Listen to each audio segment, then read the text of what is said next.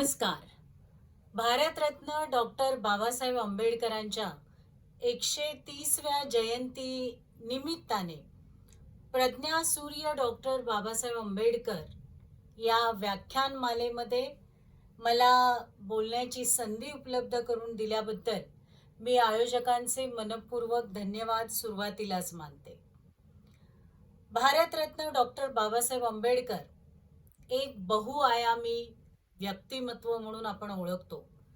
भारतीय राज्यघटनेचे शिल्पकार, एक थोर समाज सुधारक म्हणून आपण भारतरत्न डॉक्टर बाबासाहेब आंबेडकरांना ओळखतो.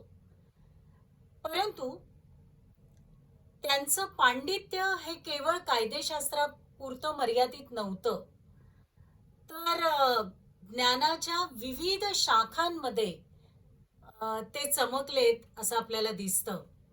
त्यांच्या ज्या पदव्या आहेत त्यामध्ये जसं राज्यशास्त्र असेल, समाजशास्त्र असेल, मानववंशशास्त्र असेल, त्याबरोबरीने धर्मशास्त्र असेल, अर्थशास्त्र असेल, अशा विविध ज्ञान शाखांचा त्यांनी अभ्यास केल्याचं आपल्याला आढळतं.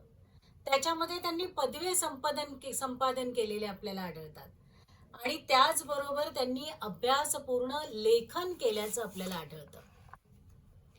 हे लेखन करत असताना त्यांनी अनेक विषयांना हात घातलेला आहे, त्याचं चिंतन केलेलं आहे. आपण त्यांना पददलितांचे कैवारी म्हणून ओळखतो, समाज सुधारक, तत्वचिंतक, पत्रकार, शिक्षण तज्ञ, लेखक, संसदपटू. पण त्याचबरोबर एक त्यांचा जो पैलू आहे तो म्हणजे अर्थतज्ञ, अर्थशास्त्रज्ञ. तो पैलू मात्र दुर्लक्षित राहिला असं मला नेहमी वाटतं आणि आज मी त्याच विषयाला धरून आपल्या समोर काही विचार हे मांडणार आहे. डॉक्टर बाबासाहेब आंबेडकरांच्या आर्थिक विचारांचा मागोवा घेत असताना आपल्या असं लक्षात येतं की बाबासाहेब आंबेडकर मूलतः अर्थशास्त्राचे अभ्यासक आणि अर्थशास्त्राचे विद्यार्थी होते. त्यांनी ज्या वेळेला परदेशामध्ये शिक्षण पूर्ण केलं, भारतात आल्यानंतर मुंबईच्या सिडनेहॅम कॉलेजमध्ये ते अर्थशास्त्राचे प्राध्यापक म्हणून नोकरी करत होते, हे आपल्याला सगळ्यांना माहीत आहे. 1926 मध्ये मुंबईच्या विधानमंडळावरती त्यांची सदस्य म्हणून नियुक्ती झाली आणि ही नियुक्ती झाल्यानंतर त्यांनी अर्थसंकल्पावर अत्यंत अभ्यासपूर्ण भाषणं केली, हेही आपल्याला माहिती आहे. त्यामध्ये खोटी पद्धत नष्ट केली पाहिजे किंवा सावकारी नियंत्रण जे आहे याच्यावरती त्यांनी विधेयक सुद्धा मांडलेली आपल्याला आढळतात. आणि या विधेयकांच्या माध्यमातून जे जमीनदार होते, सावकार होते, ज्यांनी ग्रामीण, दलित, पददलित अशा जनतेला नाडलं होतं, अशा सगळ्या जनतेला या सावकारांच्या कचाट्यातून सोडवण्यासाठी काहीतरी कायदे झाले पाहिजेत आणि ते कायदे करण्यास त्यांनी भाग पाडलं, हेही आपल्याला माहिती आहे. राज्यसभेवरती ते सदस्य असताना त्यांनी केलेली जी भाषणं आहेत किंवा हिल्टन यंग यांच्या अध्यक्षतेखाली बादशाही आयोगासमोर मांडलेल्या काही साक्षी आहेत. 1942 ते 1946 मध्ये त्यांनी मजूर मंत्री असताना कामगारांच्या कल्याणासाठी घेतलेले काही निर्णय आहेत. त्याचबरोबर स्वतंत्र मजूर पक्षाचा जाहीरनामा, या सगळ्या गोष्टींमधून त्यांचे आर्थिक विचार किंबहुना एक अर्थतज्ञ त्यांच्यातला जो आहे तो डोकावताना आपल्याला दिसतो. राज्य आणि अल्पसंख्याक, स्टेट अँड मायनॉरिटीज, याच्यामध्ये त्यांनी केलेली जी आर्थिक विकासाची योजना आणि त्याबद्दलचं मार्गदर्शन अत्यंत मोलाची बाब आपल्याला म्हटली पाहिजे. भारतीय राज्यघटनेचा आराखडा ज्या वेळेला तयार करत होते त्यावेळेला सुद्धा आर्थिक, सामाजिक लोकशाहीशिवाय राजकीय लोकशाही ही काही टिकाव धरू शकणार नाही असं मत आग्रहाने डॉक्टर बाबासाहेब आंबेडकरांनी मांडलेलं आहे. म्हणजे इथे सुद्धा त्यांनी आर्थिक क्षेत्राचा विचार हा केलेला आपल्याला आढळतो.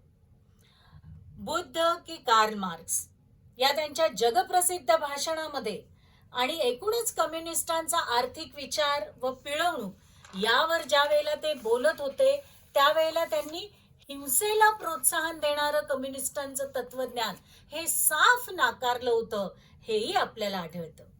आणि म्हणूनच ज्या वेळेला भारतीय तत्वज्ञान ज्याच्यामध्ये आहे किंवा ज्याला म्हणता येईल बौद्ध तत्वज्ञान जे आहे त्या बौद्ध तत्वज्ञानाचा अंगीकार त्यांनी केला. कारण आपल्या सगळ्यांना माहीत आहे की भगवान बुद्धाने 2500 वर्षापूर्वी जो गरीब आहे किंवा जो दुःखी आहे तर दुःख निवारण्याचा जो एक सिद्धांत त्यांनी मांडलेला आहे आणि हा दुःख निवारण्याचा सिद्धांत ज्या बौद्ध तत्वज्ञानात आहे ते बौद्ध तत्वज्ञान त्यांनी अंगीकारलं, हेही आपल्याला दिसतं. परंतु भारतीय समाजाने त्यांना एका चौकटीत बसवून, एका समाजाच्या चौकटीत किंवा एका समाज सुधारकाच्या चौकटीत बसवून त्यांच्यातला जो हा अर्थशास्त्रीय पैलू आहे त्या पैलूवर अन्याय केला असं मला कायम वाटत राहतं. त्यांच्या आर्थिक विचारांकडे दुर्लक्ष केलं असं मला नेहमी वाटतं. भारतामध्ये जे महापुरुष झाले त्याच्यामधले अत्यंत विचारवंत, बुद्धिमान, प्रगल्भतेने विचार करणारे असे जर का नेते पाहायला गेलं तर आपल्याला बाबासाहेब आंबेडकरांचं नाव हे सर्वप्रथम घ्यावं लागतं. कारण त्यांनी त्यावेळेला संपादित केलेल्या ज्या पदव्या आहेत त्या त्यांच्या समकालीन इतर नेत्या पैकी जर बघायला गेलं तर बाबासाहेब आंबेडकर हे नक्की उजवे ठरतात असं माझं मत आहे. भारतीय अर्थकारणामध्ये डॉक्टर बाबासाहेब आंबेडकरांनी खूप मोठं योगदान दिलेलं आहे हे मी वारंवार सांगण्याचा प्रयत्न करते आणि त्याचे काही दाखले आपल्या समोर मांडण्याचा प्रयत्न करते आहे. ईस्ट इंडिया कंपनी अर्थ आणि प्रशासन नीती हा त्यांचा प्रबंधाचा विषय होता. 9 मे 1915 मध्ये कोलंबिया विद्यापीठामध्ये MA साठी हा त्यांनी प्रबंध जो आहे तो प्रबंध सादर केला होता आणि त्याच्यावरती त्यांना पदवी सुद्धा मिळालेली आहे. काय मांडलं होतं या प्रबंधामध्ये तर कंपनी सरकार, ईस्ट इंडिया कंपनीचं जे सरकार आहे त्या सरकारच्या कारभाराचा आढावा त्यांनी याच्यामध्ये घेतला आणि त्याचबरोबर अतिरिक्त कराच्या माध्यमातून भारताच्या साधन संपत्तीची चालवलेली लूट याचा पंचनामा जो आहे तो जगाच्या वेशीवर टांगण्याचं काम हे डॉक्टर बाबासाहेब आंबेडकरांनी त्यावेळेला केलं. खरं तर ज्या वेळेला आपल्या देशावरती ब्रिटिशांचं राज्य होतं आणि या ब्रिटिशांचं राज्य असताना त्यांच्याच कारभारावर एका अर्थाने टीका करणं आणि ती जगाच्या वेशीवरती टांगणं हे खूप साहसाचं, धाडसाचं काम हे बाबासाहेब आंबेडकरांनी केल्याचं आपल्याला आढळतं. त्याचबरोबरीने ब्रिटिश भारतातील आर्थिक वित्ताची उत्क्रांती या शोध प्रबंधाला कोलंबिया विद्यापीठाची PhD ची पदवी त्यांनी संपादित केल्याचं आपल्याला आढळतं.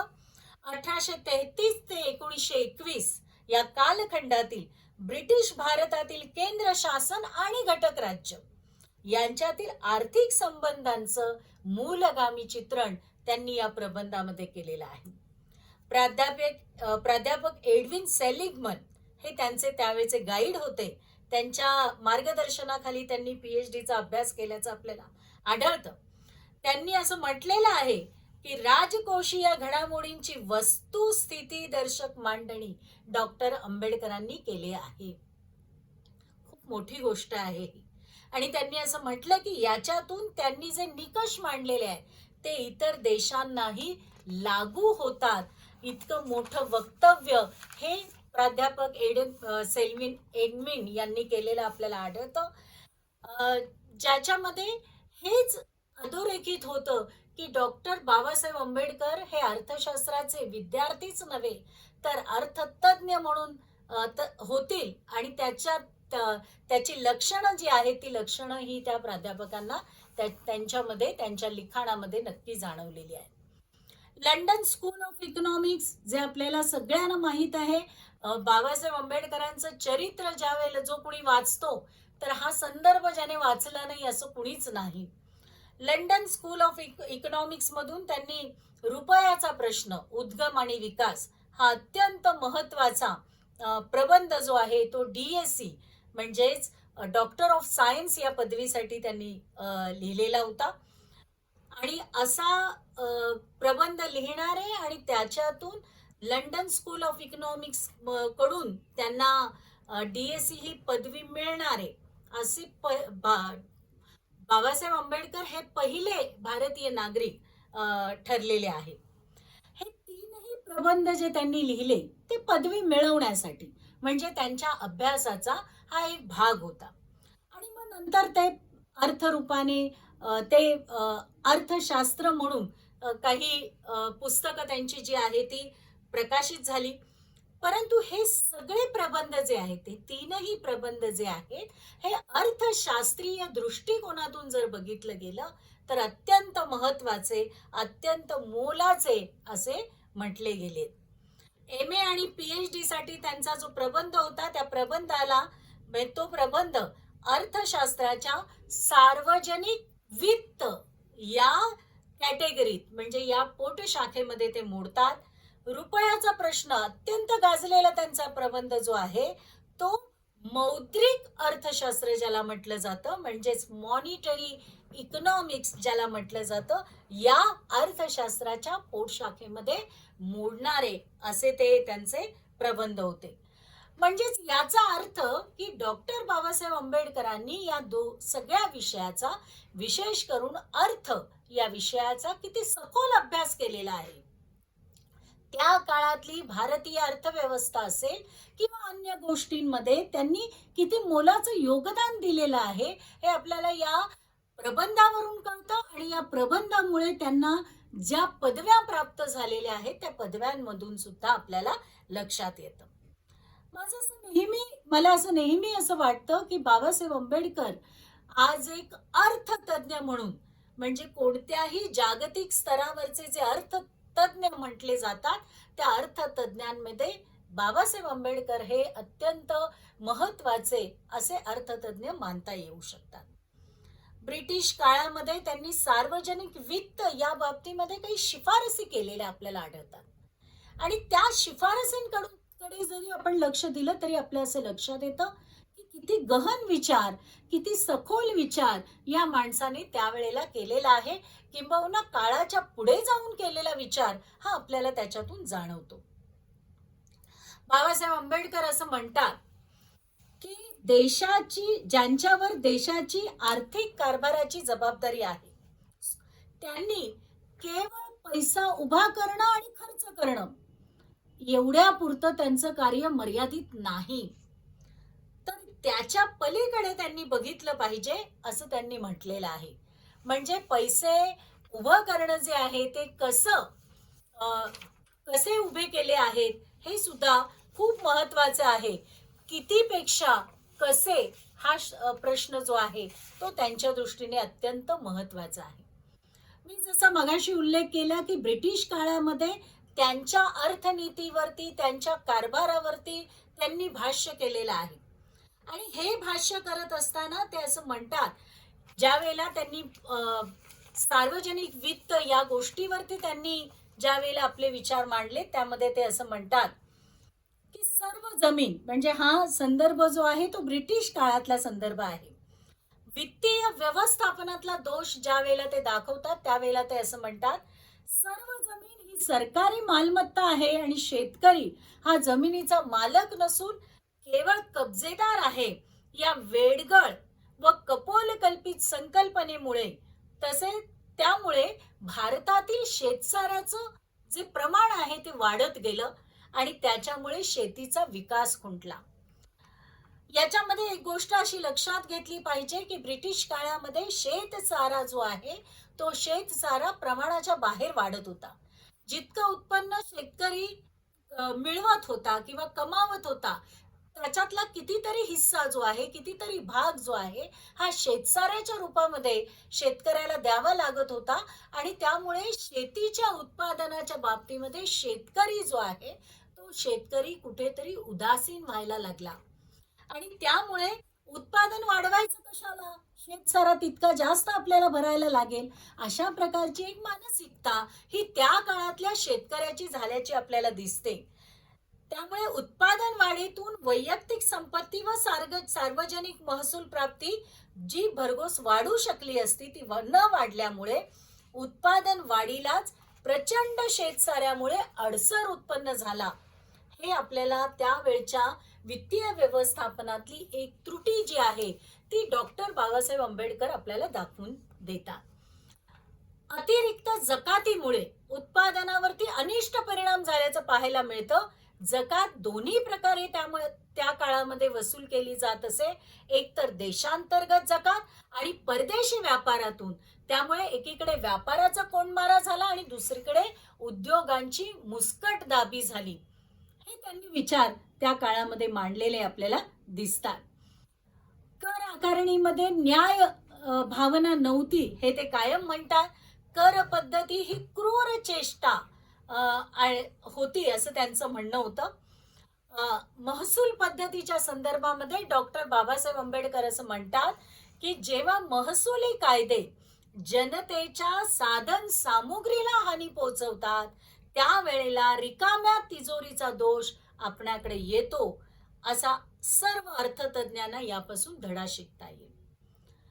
गरीब देशांनी शिक्षणासाठी आणि लोकोपयोगी कामं जी आहेत त्याच्यासाठी अधिक खर्च केला पाहिजे आणि तसा खर्च जर त्यांनी केला तर देशातील व्यापार उद्योगधंदा यांना चालना मिळेल आणि ही जर चालना मिळाली तर रस्ते, रेल्वे, जलवाहतूक, वीज सिंचनासाठी कालवे हे सगळं जे आहे हे करता येईल. त्याच्यासाठी अंदाजपत्रकामध्ये बजेटमध्ये तरतूद झाली पाहिजे हे त्यांनी त्याच्यामध्ये मांडलेलं आहे. जमीन महसूल आणि सीमा शुल्क या दोन साधनांवर सरकारची हुकूमत नव्हती हे दाखवून दिलेलं आहे त्यांनी. आणि त्यावेळेला ते असं म्हणतात की जमीन महसुलाच्या बाबतीत जमाबंदी पद्धतीऐवजी आवर्ती जमाबंदीचा वापर केला असता तर प्रांतिक सरकारे आर्थिक सक्षम झाली असती आणि सीमा शुल्कात वाढ केली असती तर भारतीय उद्योगांना ब्रिटिश उद्योगांच्या स्पर्धेत संरक्षण मिळाले असते आणि उत्पन्न वाढले असते. इतका वेगवेगळ्या प्रकारचा विचार बाबासाहेब आंबेडकर करतात, ज्याच्यामध्ये अर्थ जे आहे ते अर्थ किती महत्वाचा आहे, सार्वजनिक वित्त किती महत्वाचं आहे आणि त्याचबरोबर व्यापार धंदा, उद्योग वाढ या सगळ्या विषयांवरती ते भाष्य करताना आपल्याला दिसतात. बाबासाहेब आंबेडकरांच्या मते प्रांतिक वित्त व्यवस्था जर मजबूत पायावर उभी करायची असेल तर त्यासाठी एकच उपाय त्यांनी जो सांगितलेला आहे तो म्हणजे खर्च कमी करणे आणि करांचे प्रमाण, कर भरणाऱ्यांचे प्रमाण वाढवले पाहिजे. भक्कम वित्त व्यवस्थेशिवाय भक्कम सरकार शक्य नाही व भक्कम सरकारशिवाय भक्कम वित्त व्यवस्था शक्य नाही.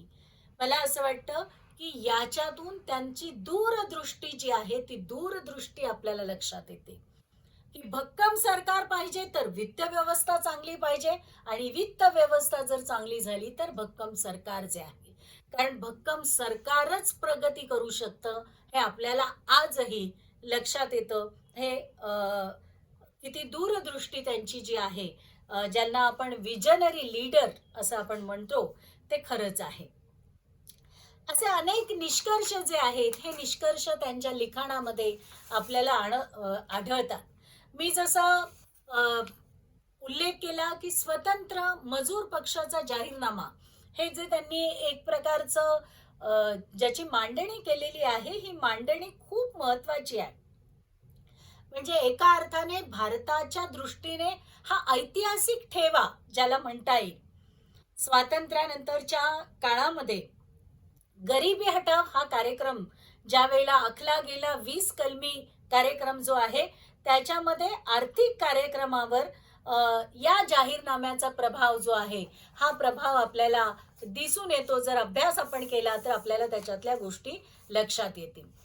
हा स्वतंत्र मजूर पक्षाचा जाहीरनामा जो आहे त्या जाहीरनाम्यामध्ये आर्थिक दृष्टीतून आणि राजकीय दृष्टीतून त्यांनी त्याचं मांडलेलं आहे आणि अत्यंत मौलिक धोरण म्हणून आजही त्याचा अभ्यास जो आहे तो महत्त्वाचा असतो.